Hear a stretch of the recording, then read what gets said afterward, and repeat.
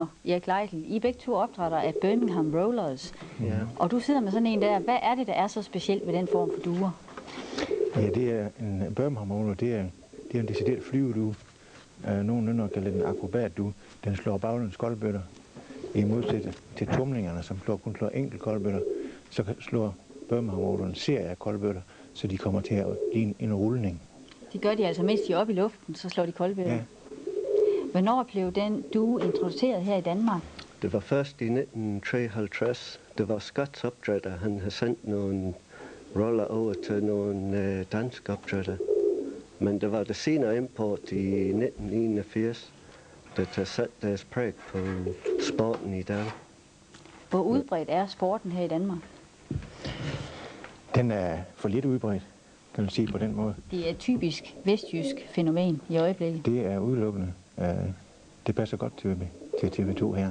Vi har duerne i baggrunden, 12 duer, og det er det, I flyver faktisk konkurrence med de her duer. Og vi vil jo gerne have vist det her uden for studiet, men de er ikke så glade for at flyve andet derhjemme.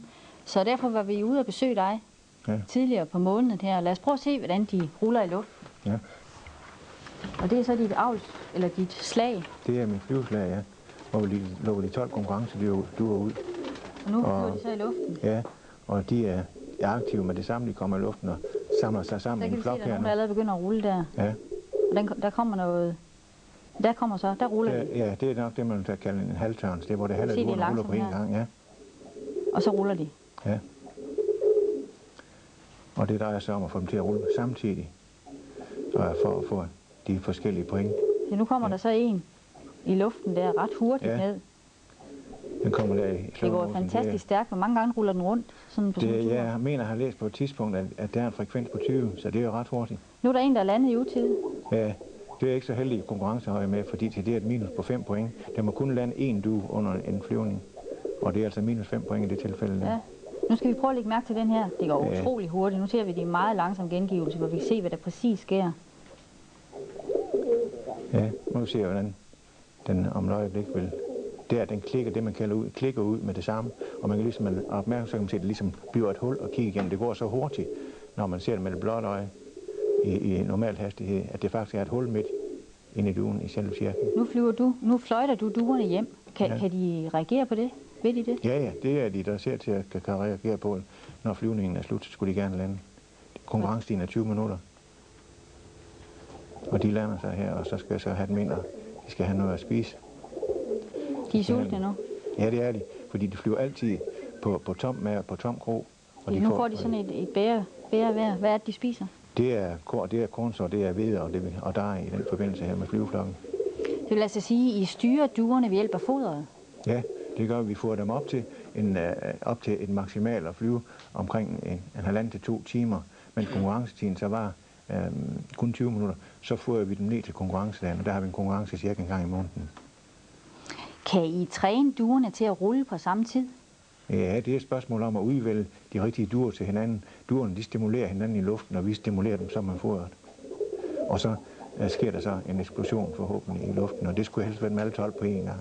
Hvor tit træner du med dine duer? Ja, unge duer, de trænes hver dag. 1 eller 2 dage om dagen. Men med de ældre duer, det er måske hver anden dag. Eller hver 2 dage. Nu snakker I om det bedste, det er, hvis der er 12 duer, der ruller på samme tid. Hvor tit sker det? Jeg har aldrig set. Det har jeg aldrig set. Konkurrencemæssigt har jeg aldrig set, men når vi går derhjem, så tror vi da samtidig, vi ser vores egen duer gøre det. Men det er nok tvivlsomt, de har det altid, for de skal klikke ud på én gang. Ja. Avlen, det er jo en speciel ting, og vi har været ude at se inde i dit avlslag. Lad os prøve at se det. Det er så her. Hvilke duer kommer få lov til at sidde derinde? Det er de bedste duer i luften. Det er de, der har den største hastighed i rold, og det er simpelthen de bedste duer, der er på avlslaget. Ja. Og de bliver alle sammen udvalgt i luften. Det er altså dem, der er bedst til at rulle? Ja. Hvad er det, der sker her? Det er en han, som kortiserer for en fremmehund. Det er nogle dejlige, hyggelige duer at have med at gøre i det hele taget. Meget fortrolige i det hele taget, og rolige duer. Og så kommer der nogle unger ud af det en gang imellem? Ja, også det. Og der var nogen, der lige var blevet klækket den dag, vi var derude? Ja, det var meget heldigt den dag, der lige kom 2 unger der, som for øvrigt forhindrer mig en hel del af den hans erfaring, som lige hopper ind i bordet, er en af de duer, som er med kommet fra England af. Så vi håber på, at det bliver nogle championroller, vi får der. Ja, sådan nogle Birmingham Rollers, hvad koster de for eksempel i England, hvor sporten stammer fra? Der er det dyre over, er det ikke? I England, ja, det er cirka 10.000 kroner, man kan godt betale for champion. Ja. Birmingham Roller. Hvad koster de herhjemme? 50. 50 kroner? Er det fordi Men sporten ikke er så udbredt? Ja, og det er ikke samme kvalitet, som de er i England. Nå, de har været bedre Det til er at så avle dem forskel. derovre. Det har de gjort over mange år. Ja. Hvis man nu har fået interesse i de duer her, hvor kan man så få fat i dem henne? Ja, så er vi jo tilsluttet en forening, det her, Dansk Flyvedueklub, og som for øvrigt har mange andre racer end Birmingham-rolleren. Men der kan man i hvert fald få dem, eller også kan få den herovre hos os i det vestjyske. Men vi skulle jo gerne have det lidt længere ud omkring måske også. Så igennem Dansk Flyvedueklub kan man altid få en adresse hvor som helst i landet, hvor nogen der har Birmingham-roller. Tak fordi I kom. Selv tak.